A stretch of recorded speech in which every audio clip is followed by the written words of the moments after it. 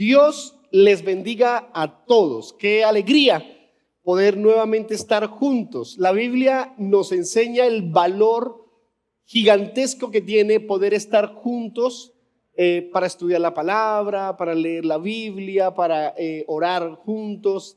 Y habla de un valor, digo muy significativo porque es que es espiritual. Usted podría desde su casa estar haciendo algo medianamente parecido.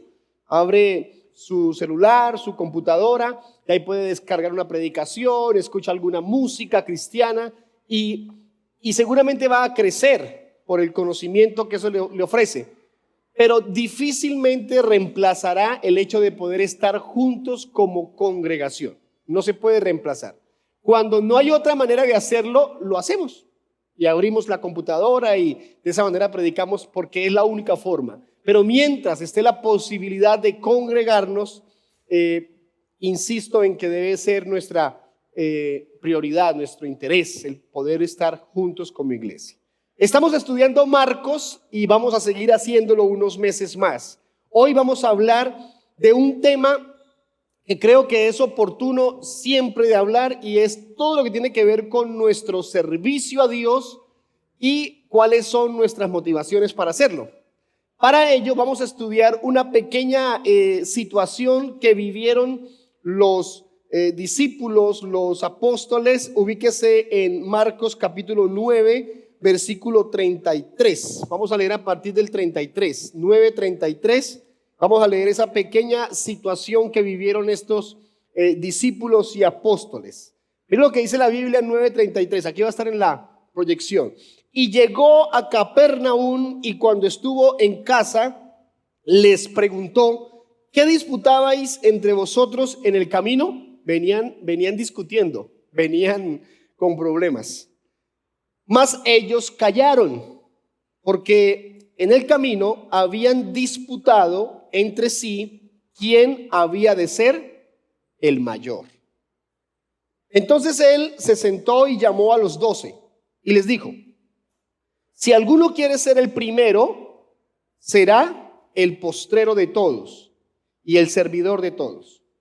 Y tomó a un niño y lo puso en medio de ellos y tomándole en sus brazos, les dijo: el que reciba en mi nombre a un niño como este, me recibe a mí. Y el que a mí me recibe, no me recibe a mí, sino al que me envió. Y los puso en su lugar de esa manera. El título de nuestra enseñanza hoy es Llegando a la cima.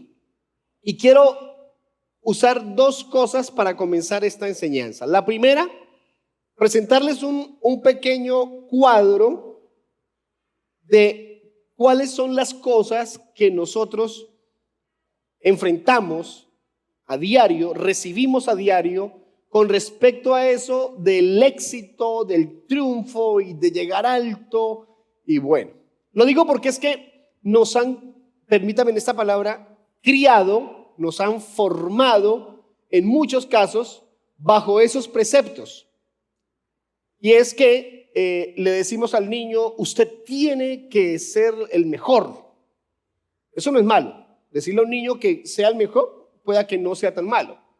Pero cuando comenzamos a acompañar esas intenciones con frases como: es que usted es diferente, usted no puede ser como los demás, usted tiene que ir adelante de ellos, usted tiene que sobresalir, usted tiene que ser el mejor en todo, y si usted hace esto tiene que... Y comenzamos a presionar al niño de tal manera que se enfrenta a diario con la realidad de que se siente eso, diferente a los otros niños, se siente especial.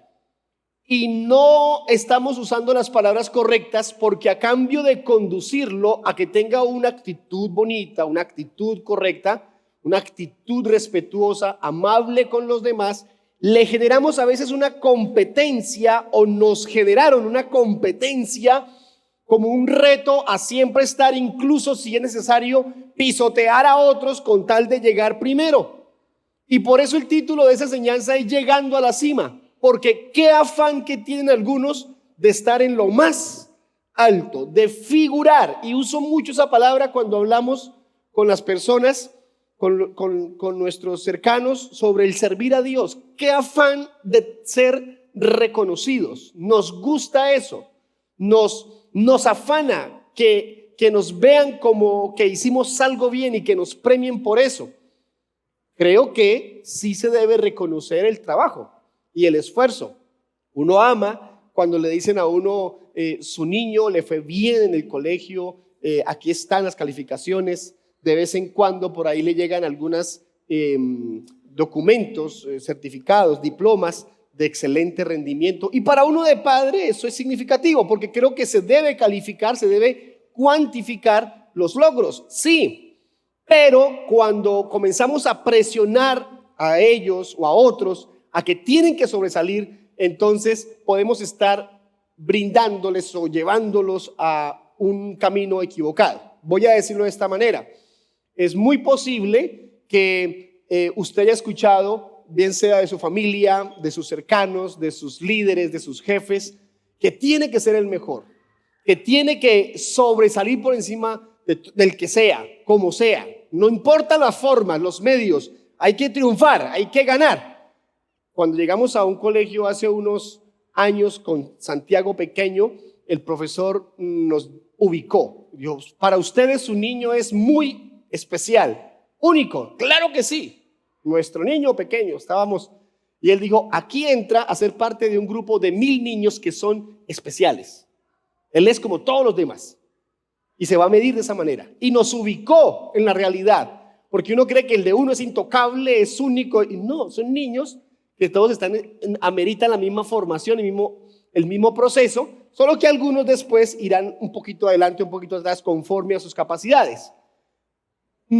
Es que a la hora de servir a Dios, a la hora de crecer, a la hora de llevar adelante una vida cristiana, una vida social, como ciudadanos, como sea que vaya el proceso, hay que medir cómo estamos viendo nosotros nuestros triunfos, nuestros éxitos y qué tanto afán tenemos de ser reconocidos. Hay una escena que a mí me marcó la vida con respecto a servir a los demás, con respecto a crecer, con respecto a madurar, y se la voy a contar en un par de minutos porque creo que es oportuna. Yo estaba sirviendo en una pequeña iglesia en Acacías hace unos 22 años, 23 años aproximadamente. Eso fue en el milenio pasado, en el siglo pasado. Y encontré una silla que estaba escondida en un baño, una silla Rimax de huequitos, escondida en el baño, sucia, porque un niño no aguantó las ganas y se hizo ahí en la silla. Eso no fue tan complicado encontrar la silla. El tema es que ese día habían servidores en la iglesia y fueron los que guardaron la silla. Y al otro día vino la persona que hace el aseo en la iglesia y necesariamente tuvo que ver la silla y no la limpió. Y yo vine y encontré la silla y entonces me quejé de ¿quiénes? De los servidores, porque la escondieron sin limpiarla, y de la persona que hizo el aseo. ¿Y qué hice yo? Pues quejarme, no la limpié tampoco. Y cuando llegó mi pastor, entonces lo busqué. Me sentí en el deber de informar el suceso, lo mal que había pasado. ¿Cómo es posible, pastor, que viene la señora, deja a su niño, lo descuida, empuerca, ensucia la silla y la señora no lava la silla, pastor? Pero lo más cruel es que luego los servidores cogen la silla y la guardan así, oliendo mal, untada de todo, la ponen allá y la esconden. Y al otro día llega el señor del aseo y en vez de tomar la silla y limpiarla, pues ahora mire cómo está esa silla. Y me dijo, ¿dónde está la silla? Pastor, está en el baño. A mí miramos. Llegó donde estaba la silla y yo vi que él la tomó de una vez y yo esperaba el reconocimiento. Gracias por estar pendiente, hermano Blair, de las cosas de la iglesia. Gracias por decirme lo mal que se portaron estos o aquellos, porque qué afán que tenemos de figurar. porque nos criaron con ese chip: sobresalga, vaya adelante, que la gente lo mire bien, que saque pecho, le dicen a uno cuando estaba pequeñito, ¿cierto? Nos criaron así, como llegar por encima de todos como fuera. Y tomó la silla. Yo recuerdo que él montó la silla encima del lavamanos del baño y tomó la corbata, porque predicaba con corbata, iba a predicar, y se la puso por encima y comenzó a lavar la silla. Y mientras la estaba lavando, me estaba preguntando: ¿y cómo están sus hermanos, su hermano? ¿Cómo está su mamá? ¿Y cómo están sus tíos en la iglesia? ¿Cómo van? ¿Cómo se sienten? Y yo comencé a contestarle, y yo lo miraba limpiando la silla, y yo quería irme de ahí, avergonzado. Él no comenzó a preguntarme quién hizo el aseo, o quiénes eran los servidores ese día, o quién fue la mamá, o quién fue el niño. No le importó. ¿Qué hizo él? Limpiar la silla. Limpiar la silla. Estoy seguro que él ni se acuerda de eso. Pero fue algo que a mí me mostró la diferencia entre las motivaciones correctas e incorrectas para servir, o por las cuales servimos a Dios. Ahí no hay afán de figurar, ni que me vean, ni que sepan qué estoy haciendo o cómo lo estoy haciendo. El afán es servir a Dios. Y por eso esta frase que quiero leer con ustedes. Miren esta frase: la verdadera grandeza ante Dios se encuentra en tu actitud y la manera de servir a los demás. Eso marca la diferencia, en la forma en cómo tú sirves a los demás. Eso es lo que define lo que somos como servidores. Y hoy vamos a verlo a la luz de lo que ocurrió en este texto y cómo Jesús lo explica de manera tan increíble. En primer lugar, con respecto a servir a Dios, con respecto a llegar a la cima, con respecto a figurar, con respecto a madurar o a crecer en este proceso de vida donde logramos éxitos, triunfos, quiero decirles: el mundo no es nuestro modelo. En toda nuestra vida, guarden esto en su corazón: el mundo no es nuestro modelo. Este mundo está lleno de apreciaciones muy cortas, inmediatistas y marcadas, definidas por las olas, las corrientes, las costumbres del momento. Las situaciones que vemos a diario tienen que ver con lo que dicta el pensamiento del instante. En cambio, lo que enseña la palabra es algo muy diferente con respecto a servir a Dios y servir a los demás. Repito, este mundo no nos ofrece un modelo correcto. Entonces algunos quieren llevar su vida y crecer, fortalecer sus cosas de acuerdo a lo que este mundo dictamina. Es de esta manera, es así, hágalo por acá, hágalo por allá. Y comenzamos a ser influenciados por estos tiempos, ser influenciados, ser marcados por lo que dicen las costumbres del momento, mas no por lo que dice la palabra. ¿Qué ocurrió con ellos? Iban caminando alrededor de Jesús. Jesús lo sabe todo. Jesús lo sabe todo. Y Jesús les dijo: venga, ¿qué es lo que están discutiendo? ¿Qué es lo que pelean entre ustedes? ¿Y qué hicieron ellos? De una vez se quedaron callados. Usted escuchaba a sus hijos, para los que tienen hijos, que escucha por allá que el uno le dice al otro: pero es que usted, ¿qué pasará? ¿Qué pasó? Pero insiste: hágame el favor y me cuentan qué está pasando. Entonces dice: papá, fue que, mamá, fue que esto otro. A ellos les pasó eso. Jesús viene escuchándolos, y así no los esté escuchando, Jesús lo sabe todo. Entonces, venga, ¿qué es lo que están discutiendo? ¿Qué es lo que pelean? Y guardan silencio porque sabían que la estaban embarrando. ¿Qué dijeron ellos? Estábamos discutiendo sobre quién es el mayor. ¡Qué afán! Y he dicho esto ya 3 o 4 veces hoy. ¡Qué afán que tenemos los seres humanos de ser el mayor! ¡Qué afán de figurar! ¡Qué afán de que nos reconozcan! qué afán de que nos agradezcan, qué afán de aparecer en el cuadro de honor, qué afán que tenemos con eso. Y Jesús los pone en su sitio. Venga, vamos a hablar del tema. No fue un asunto exclusivo de ese momento, eso pasó en otro lugar. Por allá en Mateo capítulo 20 hay una historia donde es la mamá y se acerca a Jesús y le dice: venga, Señor Jesús, sí señora, hágame un favor. Habrá manera de que cuando venga ese reino de gloria del que usted predica, mi hijo mayor se siente a su derecha y mi hijo menor se siente a la izquierda. La mamá. ¿Quién estaba, cómo se dice eso?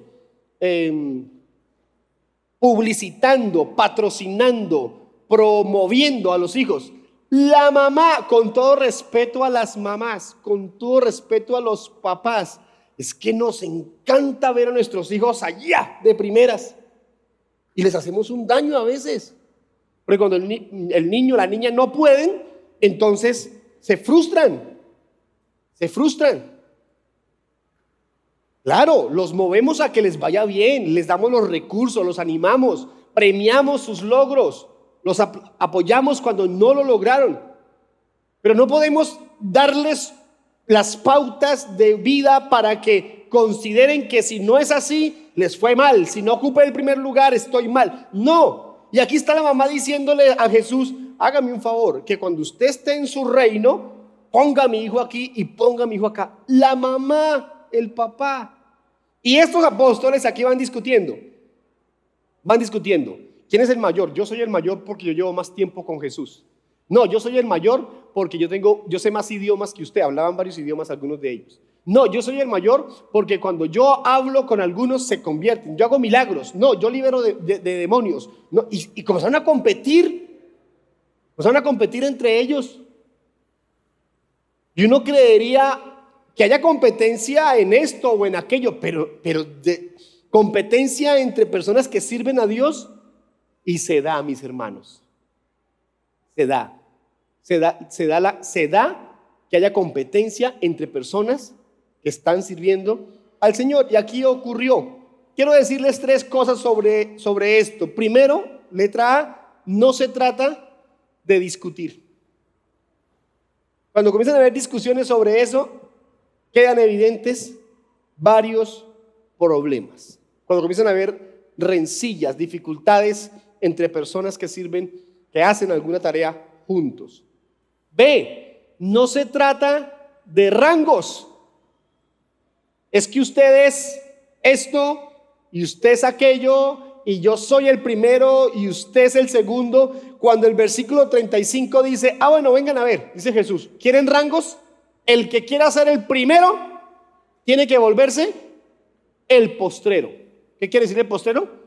El último.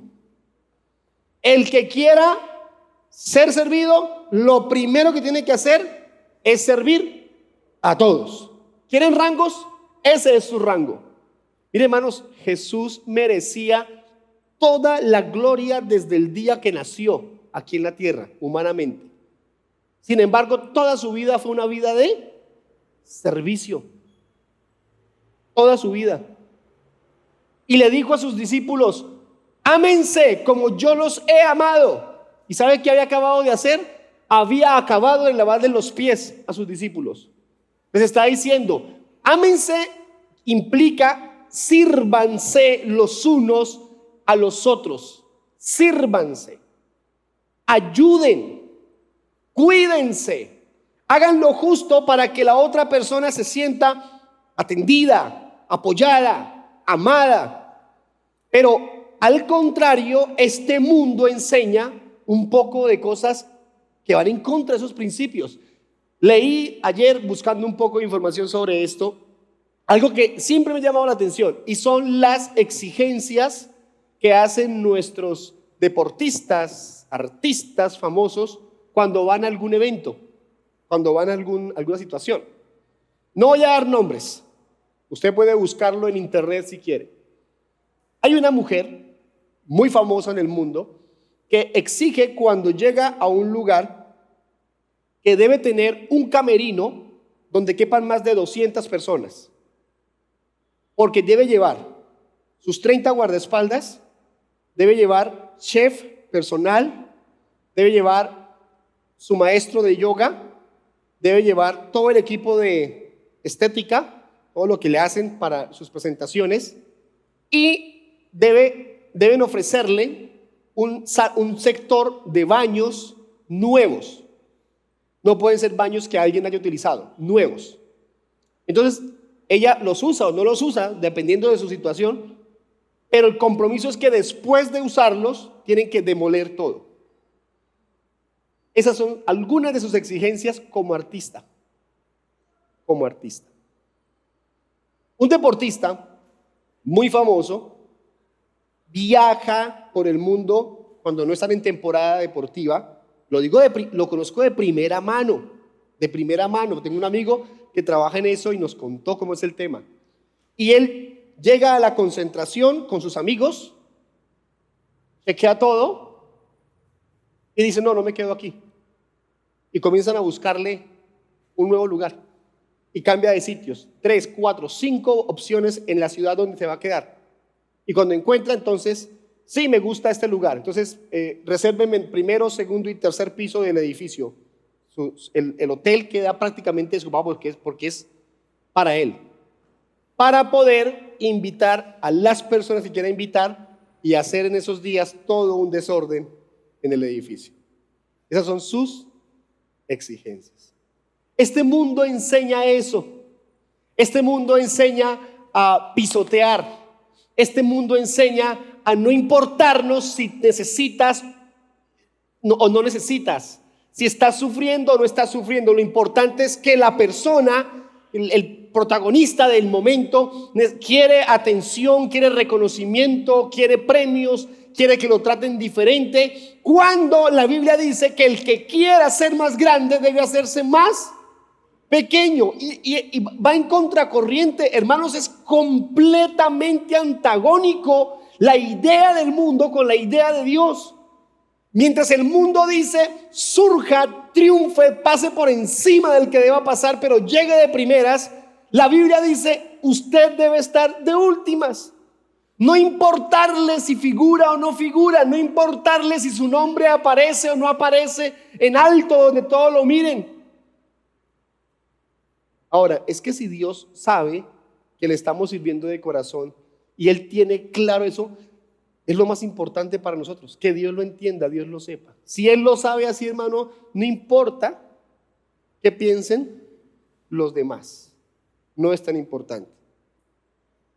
Miren estos 3 textos, quiero leerlos con usted rápidamente. Efesios capítulo 6, versículo 9.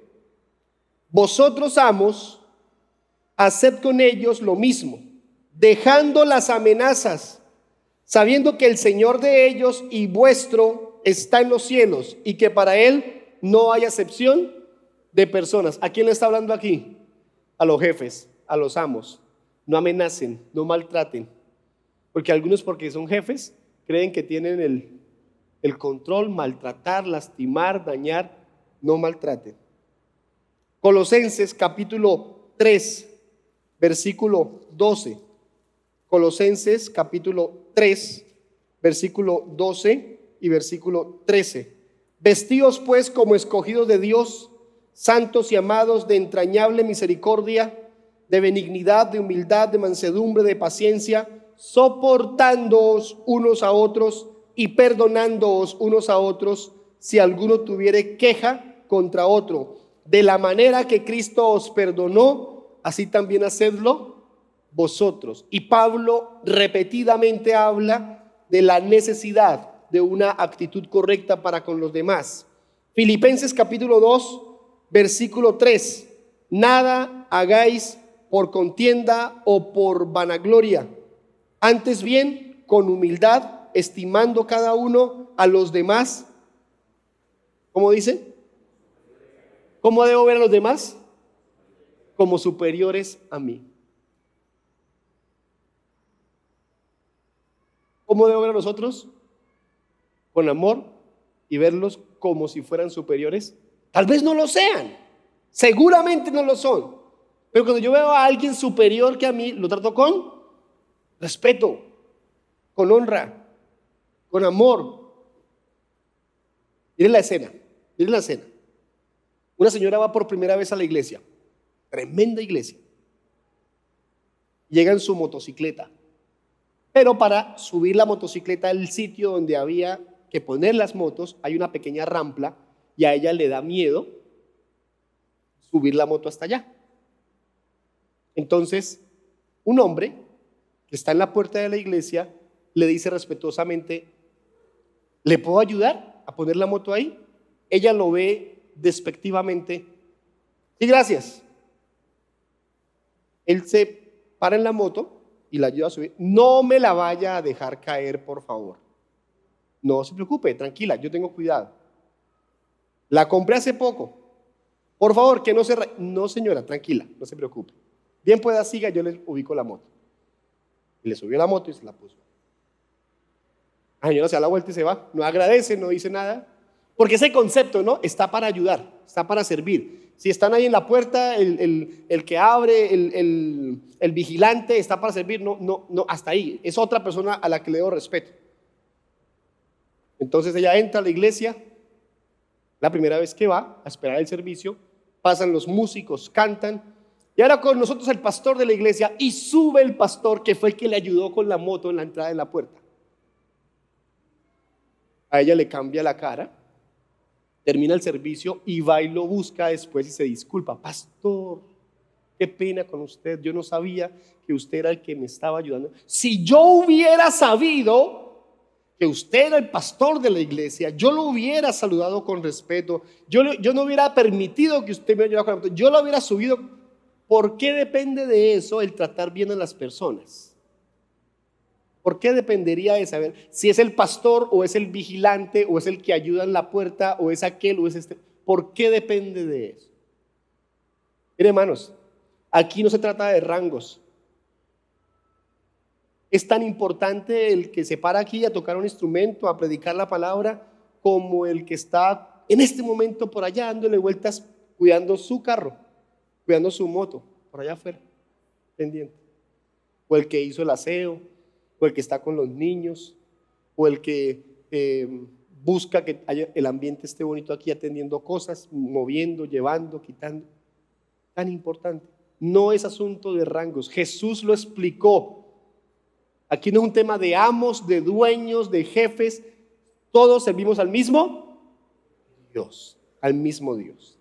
No se trata de señorío humano.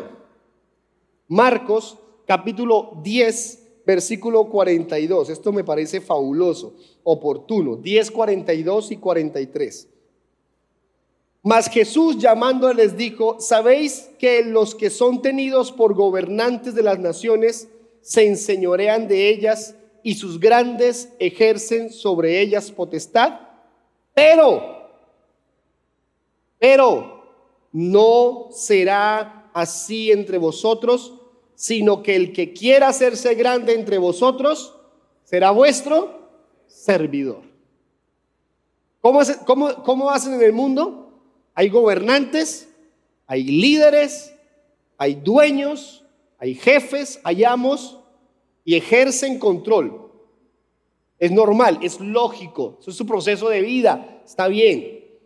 Pero no será entre nosotros así, sino que entre nosotros el que quiera hacerse grande tiene que ser un servidor. Yo he contado varias veces aquí la historia de que en la iglesia en Miami, entre otros, tienen que haber muchos así, hay un hermano que es gerente de una empresa de encomiendas internacionales. Y me contó el pastor que puede tener con facilidad bajo su liderazgo más de 400, 500 empleados.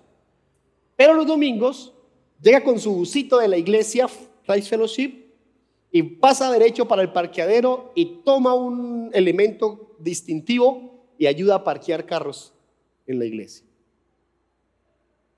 De semana podrá ser él gerente y ejerce autoridad, porque eso dice este principio para el mundo. Son líderes, son jefes, van adelante, pero a la hora del servir al Señor no hay distinción, no hay rangos.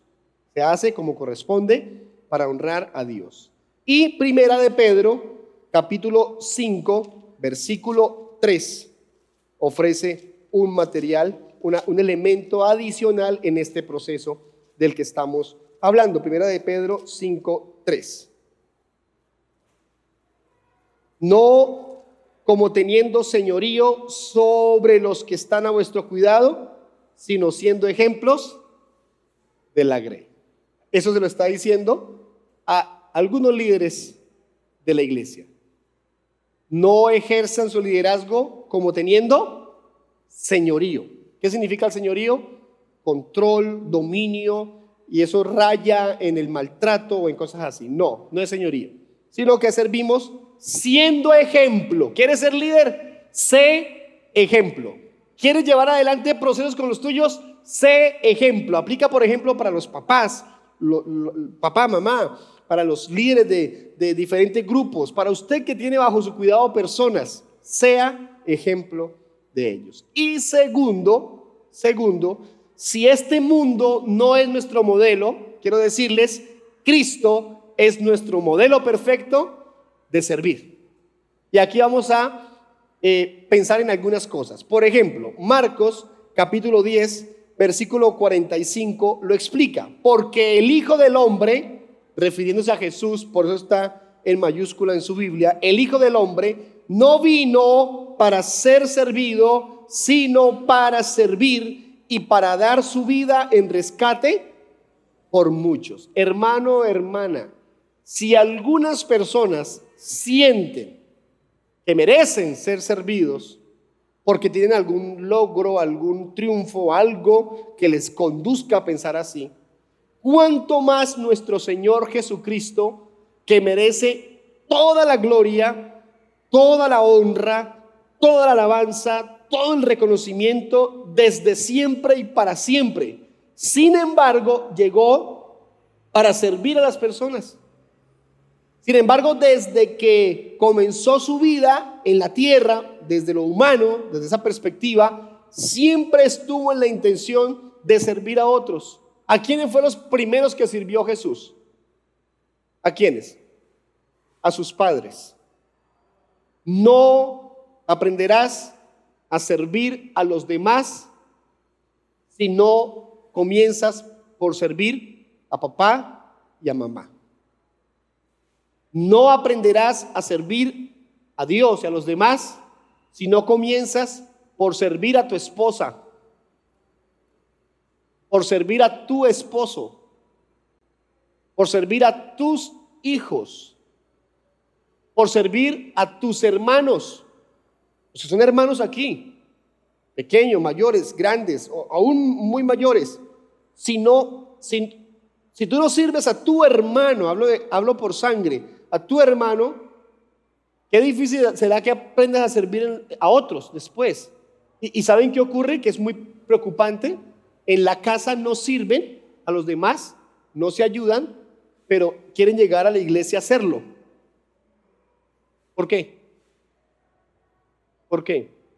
Porque están buscando un reconocimiento en la iglesia, pero no comienzan por servir en su casa a los demás. Es el primer sitio para servir. El primer lugar donde sirvió Jesús fue en su casa.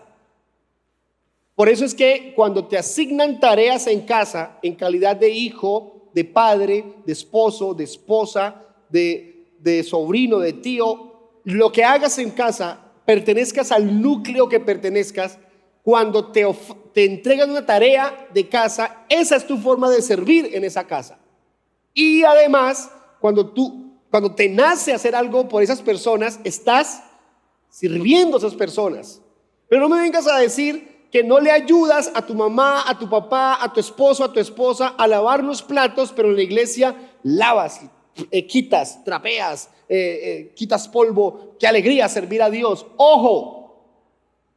Porque lo que estás demostrando es que tienes motivaciones equivocadas.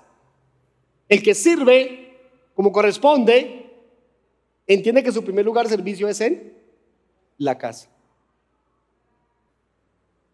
Porque Jesús no vino para ser servido, sino vino para servir. Para ello, quiero mencionarles también 3 cosas. Gracias. Lo primero, negarnos a nosotros mismos. Volviendo al texto de Marcos capítulo 9, versículo 35, dice que los llamó y les dijo: si alguno quiere ser el primero, debe ser el postrero de todos y con ello servir a todos. Tiene que haber un acto de negación y quitarnos de, por fin, ese afán que tenemos de figurar y de ser reconocidos y del agradecimiento. Algunos se ponen mal cuando no les agradecen, cuando no hay públicamente un reconocimiento de que se hizo esto. Creemos: al que honra, honra. Claro, se puede reconocer, pero si no ocurre, no debe ser un problema para la persona, porque ese no debe ser su afán. Gracias. Segundo, o letra B, buscar el bienestar de los demás. Y aquí me voy a quedar un par de minutos. Buscar el bienestar de los demás. Versículos 36 y versículo 37.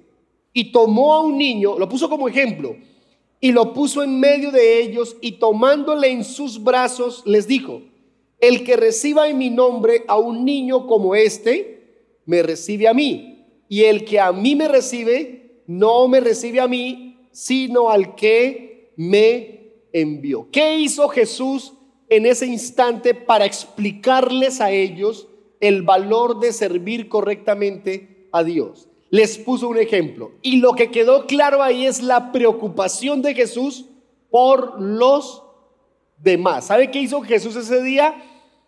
Le abrió una puerta increíble, enorme, grandísima, importantísima, para la preocupación que debemos tener por los demás. Aseguró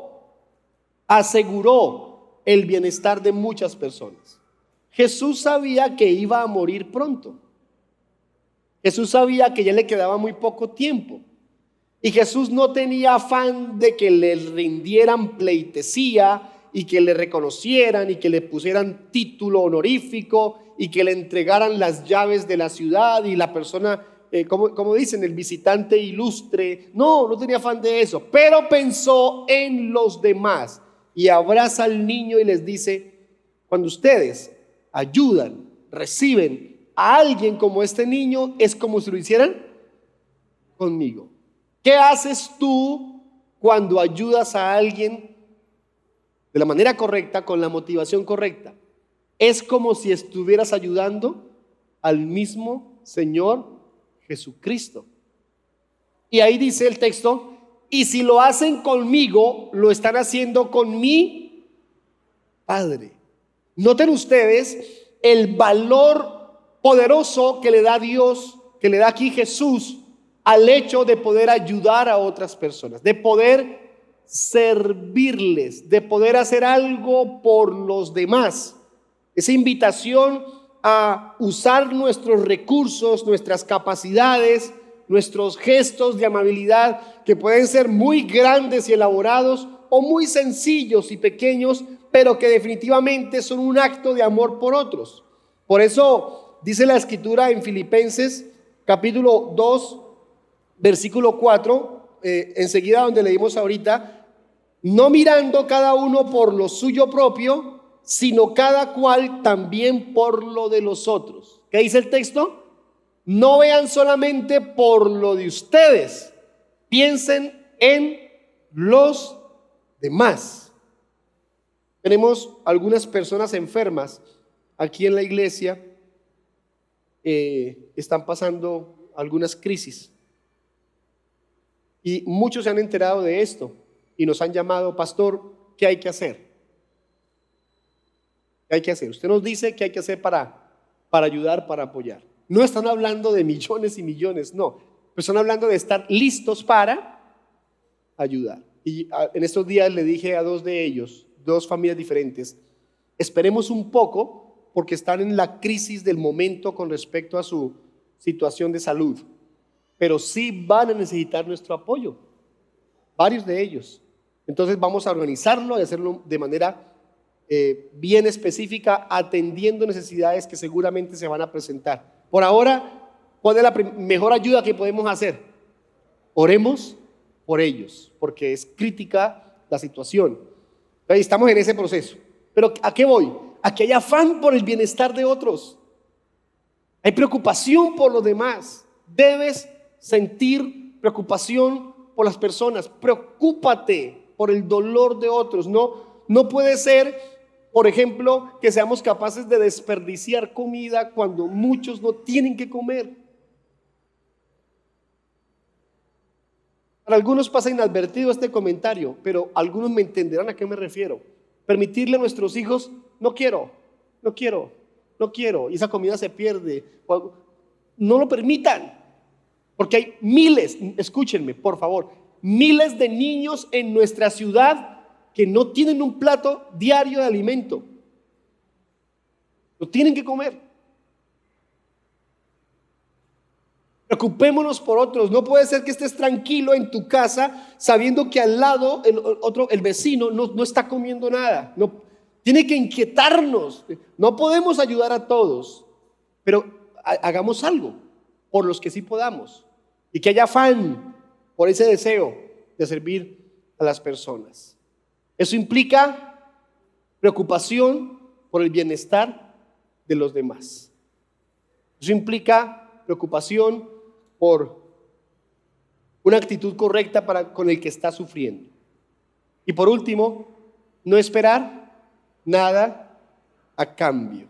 No esperemos nada a cambio.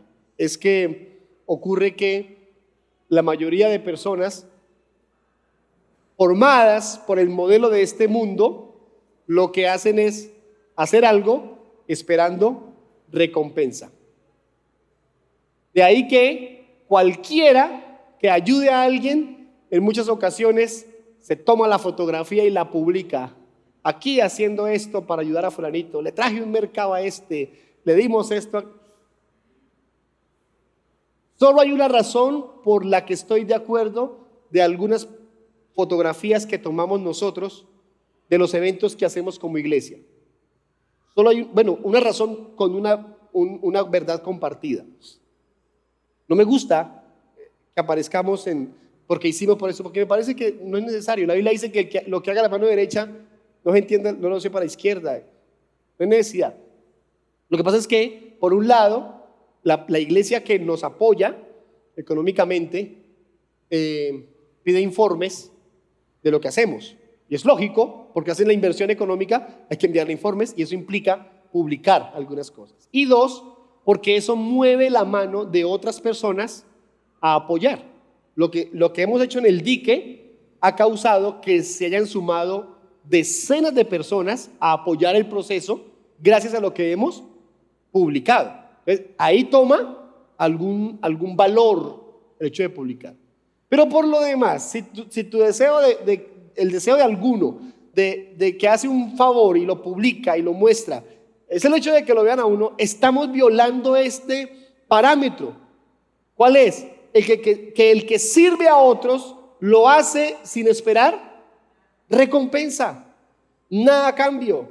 Es que algunos piensan, es que si yo le doy 10,000, entonces Dios me va a dar 100,000. No, esto no es una pirámide, esto no es un elemento para causar u obligar a Dios a que me bendiga con plata. No, en la Biblia no hay ningún lugar donde diga eso. Lo que sí dice es que lo que Dios te lo da porque te ama, porque te quiere bendecir y que te puede dar más, y dice la Biblia, para que hagas buenas obras.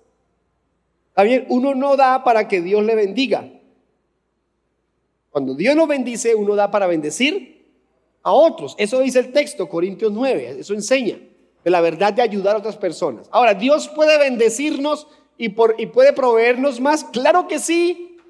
Y con algunos lo ha hecho de manera increíble, maravillosa. Pero no está esperando a que si tienes mucho comiences a dar, sino que de lo que Dios te da puedas ayudar a los demás. Ese es el proceso normal que se ofrece. Termino con lo siguiente. El Señor Jesucristo vivió una vida de constante servicio a los demás.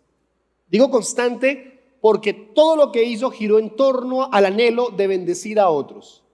Alimentó en varias ocasiones a miles de personas, sanó a los enfermos, predicó el evangelio, ayudó a mujeres, hombres, niños, ancianos, liberó endemoniados, proclamó el evangelio en medio de una sociedad corrupta, religiosa, perdida, pero que trajo salvación y que trajo vida eterna.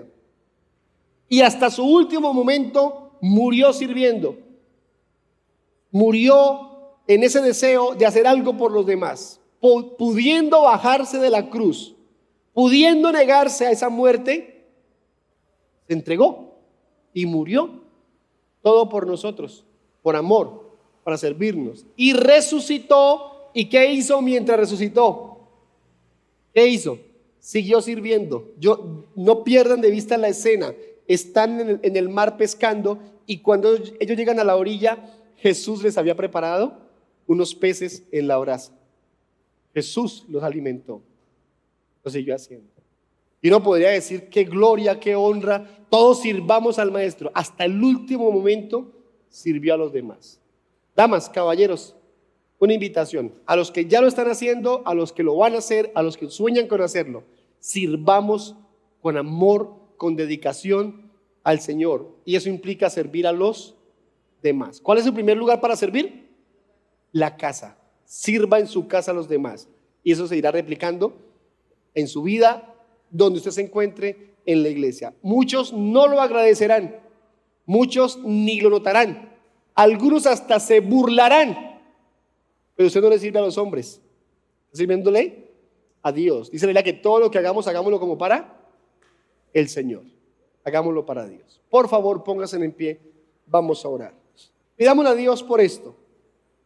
Digámosle al Señor: Señor, queremos servirte con la motivación correcta, en la actitud correcta, pensando en lo justo, en lo que te honre, te agrade. Padre,